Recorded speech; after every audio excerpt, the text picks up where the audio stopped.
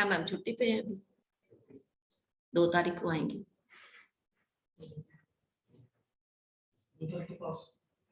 हाँ तो बस 3-4 क्लासेस वो हो जाएगा उनका, नहीं हो पाएगा। देखती हूँ मैं शिल्पा से बात करके, वो एक आध एक्ट ले सकती हैं, वो भी सारे नहीं ले सकती, जो वो ले सकते हैं उनको मैं बोलती हूँ। आपके क्लास में वो आती हैं क्या? हाँ उनको बोलती हूँ कि जो पढ़ा रही हैं।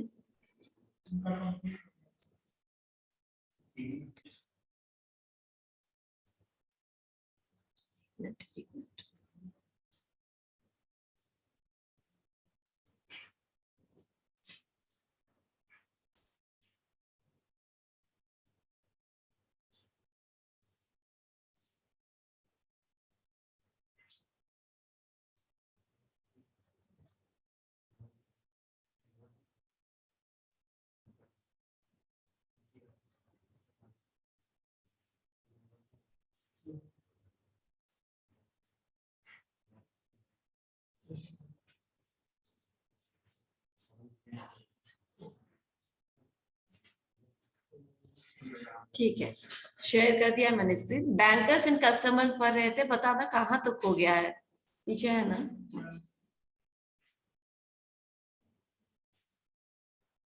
Relationship between a banker and his customer हो गया था, ट्रस्टी के रूप में, क्रेडिटर डेटर के रूप में हो गया था, मुझे याद आ रहा है, एंड एजेंट के रूप में।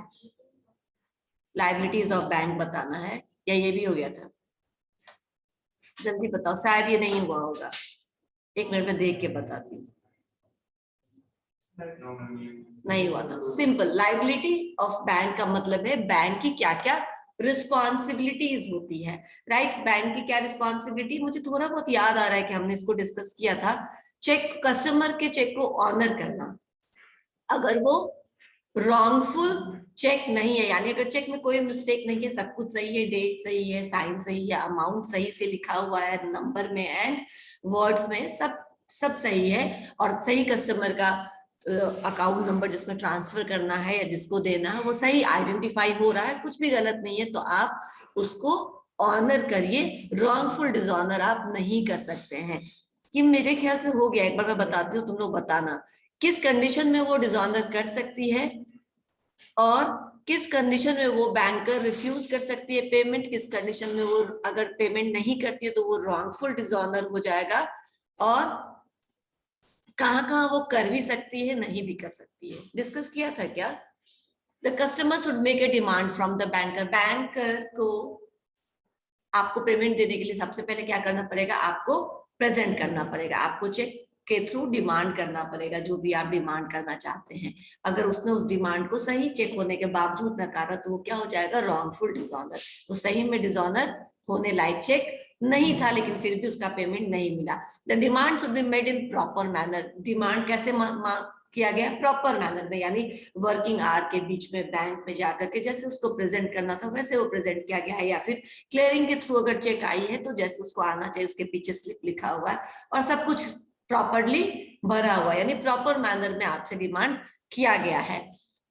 अकाउंट जो जिनको पे करना है उनके अकाउंट में एनफ बैलेंस होना चाहिए, जितना वो पे करना चाहते हैं उतना उसमें पैसा होना चाहिए, तभी बैंक उसको ऑनर कर पाएगा। और कोई लीगल हर्डल्स नहीं होना चाहिए, जो हम लोगों ने आपको बताया था कि कोई भी, जैसे कोर्ट कभी कभी स्टॉपेज करा देती है, अगर कोई दूसरा प्रॉब्लम होता है क्रेडिटर डेटर के बीच में जो उलझा हुआ होता है और पेमेंट को लेकर के होता है और वो पेमेंट नहीं कर रहा है अगर, तो फिर क्या कर सकती है बैंक क्या करती है, स्टॉप कर देती है। कभी कभी बैंक को इंस्ट्रक्शन देती है कि आप इस अकाउंट से या इस आदमी का पेमेंट अभी होल्ड करके रखिए, क्योंकि ये वो पेमेंट नहीं कर रहे जिनका इंस्ट्रक्शन दिया गया था इनको पे करने के लिए। याद आया? ठीक है, तो इसमें क्या होगा, अगर ऐसा कोई हर्डल नहीं है तो अगर वो नहीं पेमेंट करती है तो ये सारे रीजन हो जाएंगे रॉन्गफुल डिसऑनर के। मतलब ये सारी चीजें नहीं है, सब कुछ सही है, कोई लीगल हर्डल नहीं है, कोई बैलेंस की कमी नहीं है, सही तरीके से प्रेजेंट किया गया है, कोई इम्प्रॉपर मैनर में नहीं प्रेजेंट किया गया है और डिमांड पहले तो की गई है। अगर ये सारी चीजें हैं तो भी बैंक पैसा नहीं दे रहा तो वो रॉन्गफुल डिसऑनर हो जाएगा। लेकिन कब बैंक रिफ्यूज कर सकती है? ऑब्वियसली जब अकाउंट में सफिशिएंट बैलेंस नहीं होगा, इनसफिशिएंट फंड है तो बैंक उस चेक को लौटा सकती है, right. Cheque is post dated, यानी आप जिस चेक को विथड्रॉ करने के लिए लेकर के गए हैं, इसकी जरूरत है क्या, बंद कर दो। तो आप जिस डेट को लेकर के गए हैं पेमेंट, मान लो वो 1 हफ्ते बाद का डेट उस पे लिखा हुआ है, तो बैंक आपको वापस कर सकती है, बोलेगी 1 हफ्ते बाद आइए, अभी इसका पेमेंट का डेट नहीं है। समझ में आया? तो पोस्ट डेटेड चेक का पेमेंट अभी वो आपको नहीं कर सकती, वो दिन आने पर ही आपको, वो डेट आने पर ही आपको उसका पेमेंट मिलेगा। तो यहाँ पे वो रिफ्यूज कर सकती है। 3 महीने से ज्यादा पुराना हो जाएगा तो वो वापस कर सकती है। वो क्या हो जाएगा, स्टेल चेक हो जाएगा, बिल्कुल। If the cheque is not duly presented, यानी ड्यूली प्रेजेंटेड का मतलब है 6 बजे 7 बजे आप बैंक लेके जाओगे, 5 बजे लेके जाओगे, बैंकिंग आवर खत्म हो गया, उस समय संडे को या हॉलीडे को आप प्रेजेंट करने की कोशिश करोगे और बैंक बंद है, तो आप नहीं कह सकते कि डिसऑनर हो गया, राइट। वो रिफ्यूज कर सकती है आपको। जो उनका वर्किंग आवर है उसी आवर में आप जाइए तो आपको पेमेंट मिल जाएगा। If the bank wants to exercise his right of lien and set off and such lien or set off will not leave sufficient balance। अब इसको थोड़ा समझ लेते हैं। मेरे ख्याल से ये पॉइंट शायद छूट गया होगा या नहीं, हम लोगों ने डिस्कस किया होगा। अगर बैंक, सपोज करो कि तुमने बैंक से कोई लोन लिया है और इंस्टॉलमेंट में आप उसका पेमेंट कर रहे हैं, ठीक है। अगर आप उसका इंस्टॉलमेंट पे करना बंद कर देते हैं या लोन को रीपे करना बंद कर देते हैं, और बैंक क्या करना चाहे, अपना जो उसका राइट है सेट ऑफ करने का, ठीक है, उसका राइट ऑफ लियन है ना, राइट ऑफ लियन मतलब होल्ड करके रखने का जो अधिकार है उसके पास, या सेट ऑफ करने का यानी जो उसने लोन दिया उसको एडजस्ट करने का। मान लीजिए आप नहीं दे रहे हैं, डिफॉल्टर हो रहे हैं और आपके अकाउंट में पैसा आया, वो एक्चुअली अकाउंट में, सिस्टम में ही वो ऐसा करके रखते हैं कि इनसे हमको ये इंस्टॉलमेंट या ये अमाउंट लेना है। जैसे ही आपके अकाउंट में वो पैसा आएगा, वो पैसा बैंक क्या करेगी, हाँ, डेबिट कर लेगी आपके अकाउंट से, राइट। आपके अकाउंट से डेबिट कर लेगी, तो अब आपके अकाउंट में क्या हो गया, आया तो था पैसा, लेकिन वो डेबिट हो गया कहीं और, अपना लोन एडजस्ट कर लिया, पहले ले लिया, अब वो कम हो गया, और आपने क्या किया था, आपके हिसाब से आपके अकाउंट में पैसा है क्योंकि आपने 5-6 लाख रुपए डाला है मान लो, और आपने किसी को 4 लाख 5 लाख का चेक इशू किया है, तो आपको लग रहा था कि ये हो जाएगा, लेकिन वो नहीं हुआ क्योंकि बैंक ने अपना राइट एक्सरसाइज कर लिया था आपके चेक लगने से पहले, और उन्होंने उस अमाउंट में से अपना लोन एडजस्ट कर लिया था। क्लियर? तो ये अगर कर लेती है और इनसफिशिएंट बैलेंस इसके कारण भी होता है, तो वो भी लॉफुल डिसऑनर हो जाएगा। इसमें बैंक को होल्ड नहीं कर सकते आपके, आपने अपना क्योंकि हमने चेक इशू कर रखा था, क्योंकि वो उनका राइट है। When the check is of doubtful legality, अगर चेक पे किसी भी तरह का डाउट होगा, मैंने आपको 2 चीजें बताई थी कि अगर कुछ म्यूटिलेशन हुआ है यानी चेक के साथ छेड़छाड़ हुआ है लेकिन वो एपरेंट नहीं है, right? If that was not apparent, then banker can clear that check and you cannot hold banker responsible for that clearance of check, right? क्योंकि वो कुछ apparent नहीं है, कुछ आप ऐसे नहीं अनुमान लगा सकते कि इस पे कुछ छेड़खानी की गई, लेकिन सपोज करो कुछ छेड़खानी नहीं की गई लेकिन हमको डाउट हो रहा है। किस तरह का डाउट हो रहा है? सुयस 2-3 तरह का साइन करता है, लेकिन जो साइन उसने बैंक में अपना स्कैन करा रखा उससे मिलता हुआ साइन उसका नहीं है। अब मुझे लगा कि नहीं हो सकता है किसी ने कॉपी करने की कोशिश की हो, कि सुयस ने चेक नहीं दिया हो, किसी और ने अपना साइन मार के दे दिया हो, तो अगर बैंक को ऐसा डाउट होगा उस चेक को देख करके, तो वो होल्ड कर सकते हैं या आपको कॉल करके पूछ सकते हैं कि इस अमाउंट का ये चेक आया, क्या आपने इशू किया है, और तब जाके वो उसको ऑनर कर सकती है। समझ में आया? तो अगर कोई भी किसी भी तरह का लीगल या किसी भी तरह का डाउट बैंकर को होगा तो वो होल्ड कर सकता है अपना डाउट क्लियर करने तक। क्लियर? समझ में आया? ठीक है। When the check is mutilated or ambiguous, यानी कि अब यहाँ पे क्लियरली है, यहाँ पे डाउट के बेसिस पे, और यहाँ पे क्या है, क्लियरली है कि आपने डेट को इरेज करने की कोशिश की, अमाउंट को बढ़ाने घटाने की कोशिश की, या नाम को चेंज करने की कोशिश की, किसी भी तरह का छेड़खानी आपने चेक के साथ किया है जो दिखने में स्पष्ट हो रहा है, एम्बिगुअस है। एम्बिगुअस मतलब जो चेक का टाइप है वो क्लियर नहीं है, स्पष्ट नहीं है कि किसने किसको दिया, हाँ उसमें कुछ ना कुछ गलत करने की कोशिश की गई है। एम्बिगुअस इसका मतलब वो, और म्यूटिलेटेड मतलब सिंपल छेड़खानी करना चेक के साथ। अगर इस तरह का चेक है तो क्या हो जाएगा, स्टॉप कर सकती है बैंक, उसका पेमेंट नहीं करेगी, ठीक है ना? ठीक है। अब आते हैं when must banker refuse payment, यहाँ पे वो कर भी सकती है। अभी जो हमने देखा वो क्या था, मे रिफ्यूज, या इस कंडीशन में वो रिफ्यूज भी कर सकती है, पेमेंट दे भी सकती है, डिपेंडिंग अपॉन बैंकर के वो कितना से किस चीज से सेटिस्फाई हो रहा है। लेकिन जहां पे उसको जरूर से रिफ्यूज करना ही करना है, यहाँ पे कौन कौन से कंडीशन में रिफ्यूज करना है? सबसे पहले customer has countermanded payment, यानी कि when customer has countermanded payment, यानी कस्टमर ने काउंटर मैंड का मतलब होता है कैंसिल करा देना। आपको मैंने इशू तो कर दिया है लेकिन मैंने फोन करके स्टॉप पेमेंट करा दिया है, राइट? तो मैंने खुद ही अगर बैंक को रिक्वेस्ट किया है कि मैंने ये चेक इशू किया लेकिन अब इसका आप पेमेंट नहीं करेगा, हो सकता है मैंने उसको कैश में दे दिया हो या उसने उसके बदले में मेरे से सामान ले लिया हो और अब मुझे वो चेक स्टॉप करना हो, राइट? तो आप बैंक को सीधा क्या कर सकते हैं, या फिर कभी कभी कस्टमर को क्या होता है, याद नहीं रहता, चेक तो इशू करते हैं बहुत सारे लेकिन याद नहीं रहता ये चेक नंबर मैंने दिया किसको, उसको डर लगता है कि कहीं मेरा चोरी तो नहीं हो गया, कहीं गिर तो नहीं गया, इस चक्कर में भी वो स्टॉप पेमेंट का रिक्वेस्ट बैंक को कर सकती है। तो अगर कस्टमर ने बैंक को रिक्वेस्ट करके काउंटर मैंड कर दिया है, कैंसिल कर दिया है, तो क्या हो गया, वो बिल्कुल पेमेंट नहीं करना है, ठीक है, बिल्कुल नहीं करना है। If the banker has received notice of customers death, customer ने इशू तो किया है चेक लेकिन बैंक को जो भी प्रेजेंट करने वाला है चेक, उसका जिसको भी अमाउंट लेना है, उसके पहुंचने से पहले अगर ये नोटिस मिल जाता है कि कस्टमर अब नहीं रहे, तो वो होल्ड कर सकते हैं, क्योंकि उसके बाद सारा कार्यवाही कौन करेगा, जो कस्टमर के बाद में, ठीक है ना, जो उसके नॉमिनी है उसके बिहाफ में उसके इंस्ट्रक्शन से होगा, राइट? तो उसको होल्ड करके रखना होगा, उसका पेमेंट नहीं कर सकती अगर कस्टमर को नोटिस मिल गया है, बैंक को नोटिस मिल गया है कस्टमर के गुजर जाने का, तब ठीक है। अगर जब तक नोटिस नहीं मिला तब तक वो पेमेंट कर सकती है, उसको कैसे पता चलेगा, राइट? तो नॉर्मली ये नोटिस कब होता है, जब आप डेथ सर्टिफिकेट सबमिट करते हैं, right? If the customer has been declared insolvent, अगर कस्टमर इंसॉल्वेंट हो जाता है, कोई कार्रवाई नहीं कर सकते आप, उसका कोई भी चेक इशू नहीं कर सकते, ठीक है। If the bank has received the notice of customers insanity, same जो हम लोगों ने इनकॉम्पिटेंट टू कॉन्ट्रैक्ट पढ़ा था, अगर इनसेन हो गया है, पागल हो गया है, अनसाउंड माइंड के हो गए हैं, और अगर आपको इसका नोटिस दिया गया है कि ये जो कस्टमर है, ये जो अकाउंट होल्डर है, या अनाप शनाप किसी को भी चेक काटे जा रहा है, इसका चेक इशू मत करना, इसका चेक क्लियर मत करना, तो बैंक को क्या करना, उस कंडीशन में जरूर से होल्ड करना है, जरूर से पेमेंट नहीं देना है।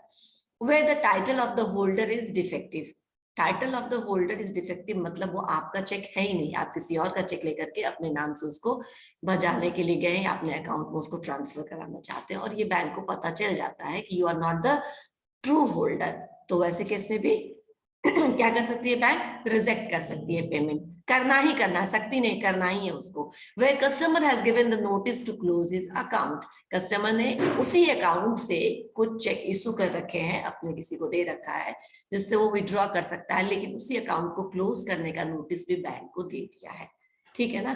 तो फिर अगर बैंक के पास क्लोजर का रिक्वेस्ट पहुंच जाता है तो बैंक फिर उस अकाउंट से कोई ट्रांजेक्शन नहीं करेगी। क्लियर, समझ में आया?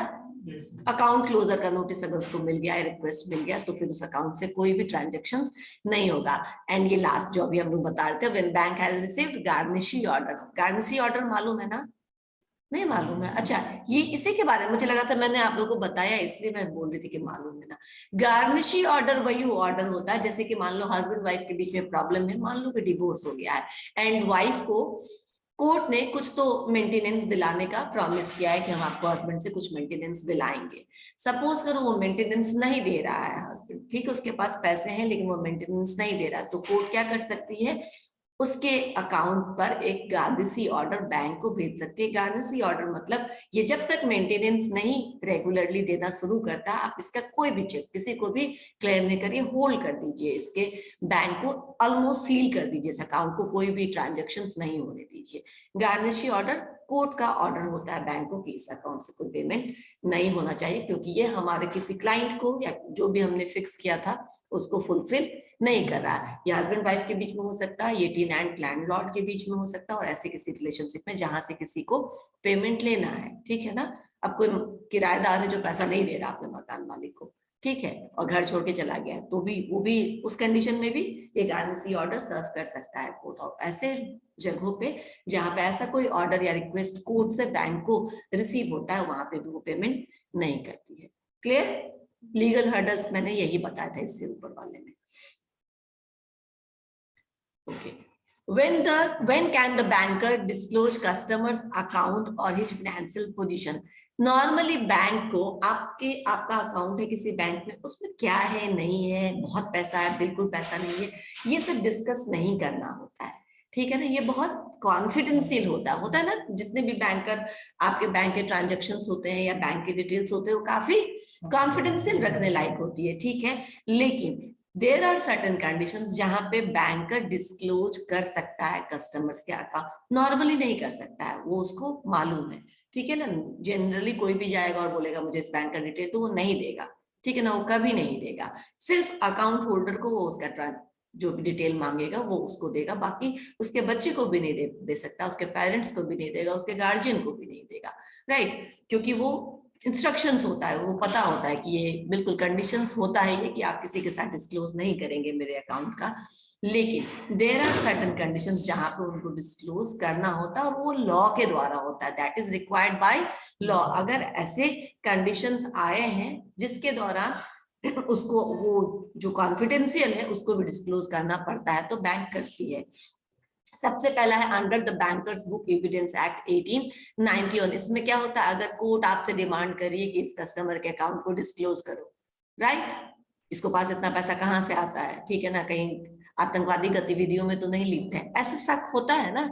देखो बैंक जो है ना बहुत सारे इस तरह के जो टेररिज्म एक्टिविटीज है उसको कंट्रोल कर सकती है, क्योंकि कोई भी टेररिज्म एक्टिविटीज के लिए आपको फंड चाहिए, पैसा चाहिए, और अगर बैंक कॉन्शियसली काम करे इस चीज पे तो वो कंट्रोल कर सकती है कहाँ से आपका रोज पैसा आ रहा है, ठीक है। अगर आप बहुत ज्यादा पैसा आ रहा है आप निकाल रहे तो किस पर्पज से निकाल रहे। कई बार जो 5 लाख 7 लाख इस तरह का हेवी विड्रॉल होता था तो हम लोग उसके पीछे लिखते थे कि किस पर्पज से, घर बनाने के पर्पज से, तो ठीक है हो सकता है ये विड्रॉल बेटी की शादी के पर्पज से, तो हो सकता है ये विड्रॉल, कुछ ऐसा काम है तो हो सकता है। तो किस रीजन से आप इतना मोटा विड्रॉल कर रहे हैं ये भी बैंकर आपसे पूछ सकता है। तो अगर ऐसा कुछ है और कोर्ट आपको चाह रही है कि इस अकाउंट पे नजर रखा जाए और इसका डिटेल हमारे साथ शेयर किया जाए, तो फिर उसके अंदर बुक एविडेंस एक्ट के अंदर कोर्ट शेयर कर सकती है, डिस्क्लोज कर सकती है कस्टमर के अकाउंट का डिटेल, ठीक है। दूसरा है इनकम टैक्स एक्ट। जब छापा पड़ता है, ठीक है ना, तो सबसे पहले पूरा खंगाल लिया जाता है, लॉकर में क्या है, अकाउंट कितने हैं, किस किस रिलेटिव के नाम से अकाउंट है और सब में कितने कितने पैसे रखे हैं, किस किस तरह का ट्रांजेक्शन हुआ है, राइट। तो इनकम टैक्स एक्ट के अंदर अगर इनकम टैक्स ऑफिसर ये इंटाइटल्ड है कि वो किसी भी कस्टमर अकाउंट से रिलेटेड कोई भी इंफॉर्मेशन बैंक से सीख कर सकता है, ले सकता है, और बैंक को वो देना पड़ेगा, वो शेयर करना पड़ेगा, राइट। तीसरा कंपनीज एक्ट 1956 के अंदर है, under section 235 and 237, right. The central government can appoint inspector to investigate the affairs of a company, यानी कि अगर कंपनी अकाउंट क्रेडिट अकाउंट है आपका और उसमें किस तरीके का ट्रांजेक्शन हुआ है, उसमें कंपनी एक्ट अब तो संशोधित हो गया है, 2013 आ गया है, उसमें भी 1956 के अंदर भी ये अपॉइंटमेंट कौन करता है, गवर्नमेंट करती है, सेंट्रल गवर्नमेंट करती है इंस्पेक्टर को कि आप इस कंपनी के अकाउंट को चेक करिए। तो कंपनी का ऑडिट होता है ना, और किसी भी तरह का उसमें पाया जाता है गड़बड़ी तो उसको रिपोर्ट कर सकते हैं, उसके बाद उस कंपनी के अकाउंट को पूरा खंगाला जा सकता है। तो ऐसे में भी बैंक को ऑब्लिगेशंस है कि वो इस तरह के इंस्पेक्टर के रिक्वेस्ट पे भी इस कंपनी के सारे डिटेल को शेयर कर सकता है, right. Reserve bank of India, हाँ, रिजर्व बैंक ऑफ इंडिया ने भी ये क्यों किया जाता है मैं बताती हूँ। ये जो एक्ट है the reserve bank of India act under section 458, इन्होंने आरबीआई एक्ट में इन्होंने कहा है कि आरबीआई अगर चाहे तो सारे इंफॉर्मेशन को वो ले सकता है, ठीक है ना, बैंक के, क्योंकि अलग अलग बैंक है, हर बैंक में ये इसलिए होता है कि मान लो कस्टमर स्टेट बैंक से लोन लिया और पैसा नहीं दे रहा है, अब क्या किया, बैंक ऑफ बड़ौदा से ले लिया, उसके बाद क्या किया, पीएनबी से ले लिया, फिर किसी चौथे बैंक से ले लिया, तो वो बहुत सारे बैंक को चीट कर सकता है, ठीक है ना। बहुत सारे बैंक का लोन लेकर के पेमेंट नहीं करेगा, बाद में ज्यादा ज्यादा क्या होगा, जेल हो जाएगा, काट लेगा, राइट, समझ में आया। तो इस तरीके का इसीलिए आरबीआई के अंदर ये एक्ट एक बना हुआ है कि अगर कोई कस्टमर के डिटेल्स को आप आरबीआई के साथ शेयर करिए, क्योंकि अगर कोई कस्टमर डिफॉल्टर है, किसी एक बैंक से लोन लेकर के टाइमली पेमेंट नहीं कर रहा है, तो उसको क्या करती है आरबीआई, ब्लैकलिस्ट कर देती है, यानी वो किसी दूसरे बैंक से भी लोन नहीं ले सकता, ताकि एक को तो ठग ही लिया, दूसरे को ना ठगे, तीसरे को ना ठगे। समझ में आया? तो इस तरह का एक कस्टमर का लिस्ट बनाने के लिए, उनकी क्रेडिबिलिटी तैयार करने के लिए वो आरबीआई के साथ उनकी क्रेडिट वर्दीनेस तय करने के लिए, कस्टमर्स की क्रेडिट वर्दीनेस तय करने के लिए आरबीआई के साथ शेयर करना होता है, ताकि दूसरे बैंक भी अलर्ट हो कि ये इसका क्रेडिट रेट अगर अच्छा है तो हम इसको लोन दे, और अगर नहीं अच्छा है तो हम इसको ब्लैकलिस्ट कर दे, नहीं दे। ठीक है ना? किसी भी तरह का बैंकिंग का सहायता इनको नहीं मिले, फाइनेंशियल सपोर्ट नहीं मिले। समझ में आया? क्योंकि वो डिफॉल्टर है। Under the Banking Regulation Act 1949, every banking company is required to furnish information, यानी जो आप कहते हैं ना KYC, KYC यानी नो योर कस्टमर। हर एक बैंक को, ये भी बैंकिंग रेगुलेशन एक्ट के अंदर है, हर एक बैंक को अपने कस्टमर से रिलेटेड सारे डिटेल्स रखना, और पिछले 10 सालों में किस तरीके, 10 साल या उससे अधिक में किस तरीके का ट्रांजैक्शन हुआ है उनके अकाउंट। अगर उनका कोई इनऑपरेटिव अकाउंट है तो, एक मिनट,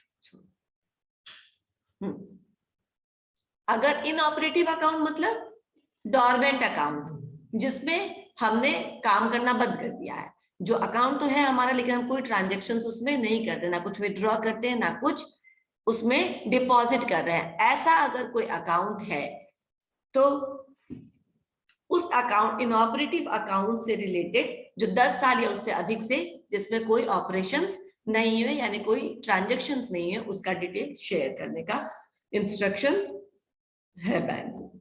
ठीक है? ठीक है। और कब कर सकती है? Under banking customs and usage. इसके अलावा ये सब तो कंपलसरी है, लॉ के द्वारा रिक्वायरमेंट है। सारा देखा ना कौन कौन सा एक्ट है? आरबीआई एक्ट है, कंपनीज एक्ट है, रेगुलेशन एक्ट है, ठीक है, इनकम टैक्स एक्ट है, उसके अंदर तो आपको करना ही है। लेकिन देयर आर सर्टेन कंडीशन जहां पे ये एक्ट एप्लीकेबल नहीं होते, तो भी बैंक कस्टमर के रिक्वेस्ट पे, कस्टमर के कंसेंट से डिस्क्लोज कर सकता है। सबसे पहला है बाय एक्सप्रेस और इम्प्लाइड कंसेंट ऑफ कस्टमर। अगर कस्टमर ने इम्प्लाइड या एक्सप्रेस कंसेंट दिया है बैंक को कि ठीक है आप दे दीजिए। कभी कभी होता है ना, हमको क्रेडिट कार्ड लेना होता है, ठीक है, तो कंपनी बोलती है कि आपका हमको सैलरी स्लिप चाहिए, तो 5 महीने का, 6 महीने का जो भी हमारा बैंक स्टेटमेंट होता है वो हम उसको दे देते हैं।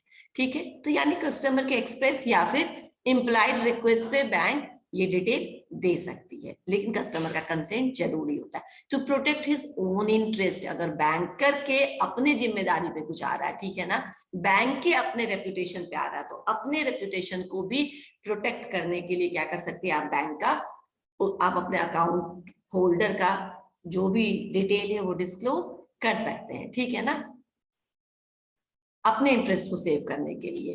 टू प्रोटेक्ट पब्लिक इंटरेस्ट, यानी अगर वो इंटरेस्ट नहीं, अगर हम वो नहीं शेयर करते हैं तो इसमें पब्लिक का नुकसान है। ठीक है ना, कोई ऐसा है जैसे कि कॉमनवेल्थ गेम, ठीक है ना, कॉमनवेल्थ गेम में कितना गबन हुआ, कितना फ्रॉड हुआ पैसे का, फंड का, कलवारी के अकाउंट में कितना गया, इसमें उसका कुछ पैसा नहीं था, पब्लिक का पैसा था उसको, जिसको गलत तरीके से यूटिलाइज किया गया। तो पब्लिक इंटरेस्ट को भी बचाने के लिए आप उसका अकाउंट का डिटेल शेयर कर सकते ताकि पता चले कहाँ क्या फंड को यूज किया गया था।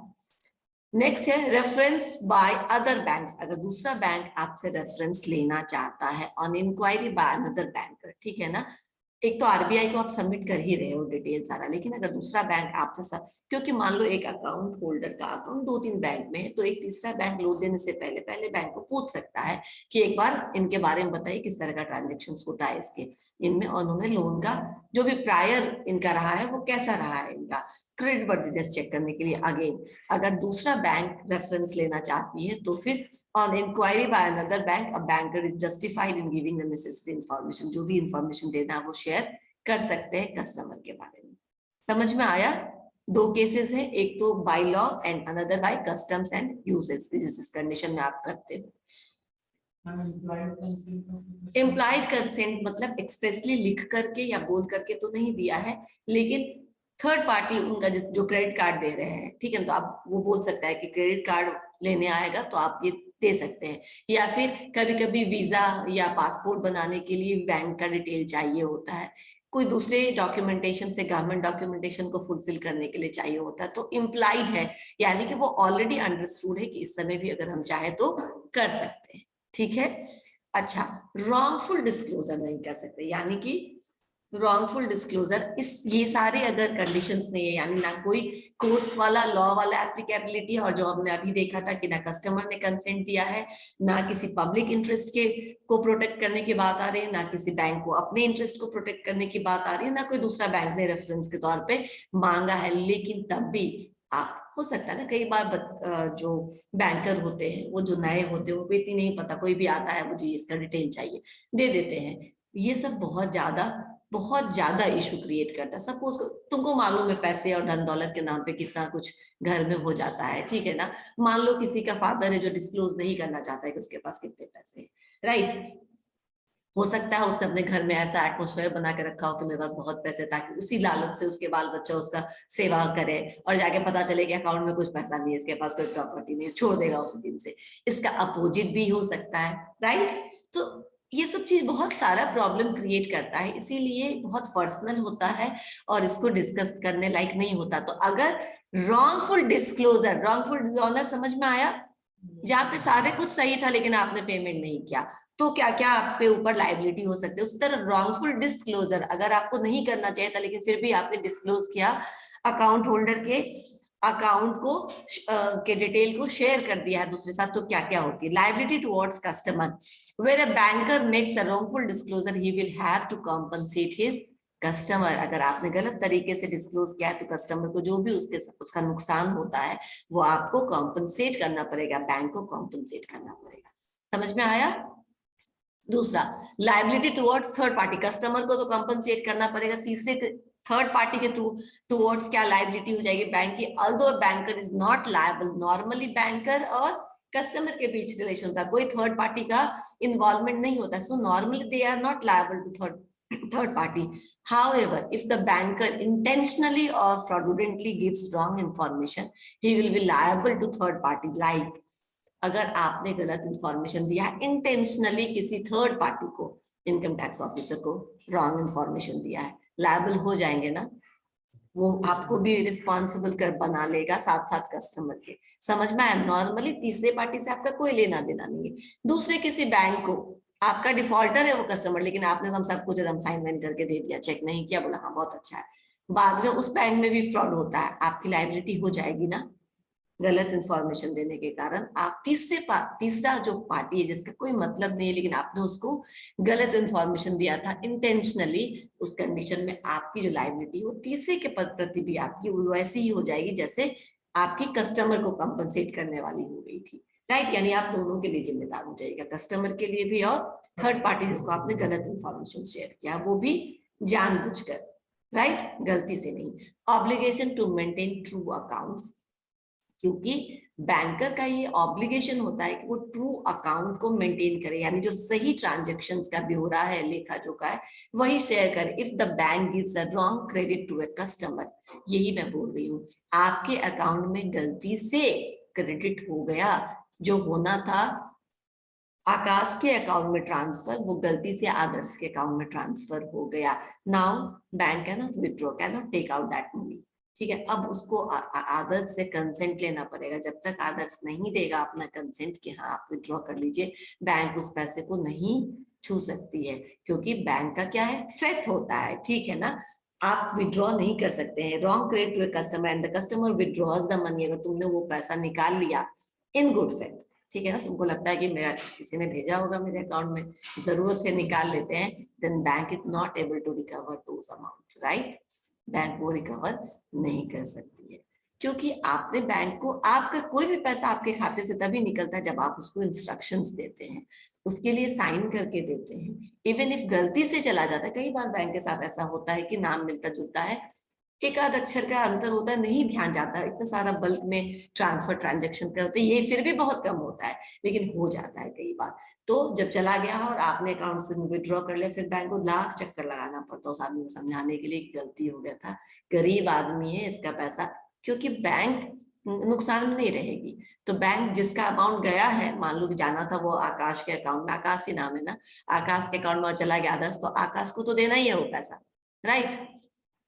तो वो बैंक को लॉस होता है, और बैंक को भी फिर लॉस नहीं होता है, फिर वो उसको होता है जो वो ट्रांजेक्शन में इन्वॉल्व होता है, जिससे गलती से ये ट्रांजेक्शन हुआ है।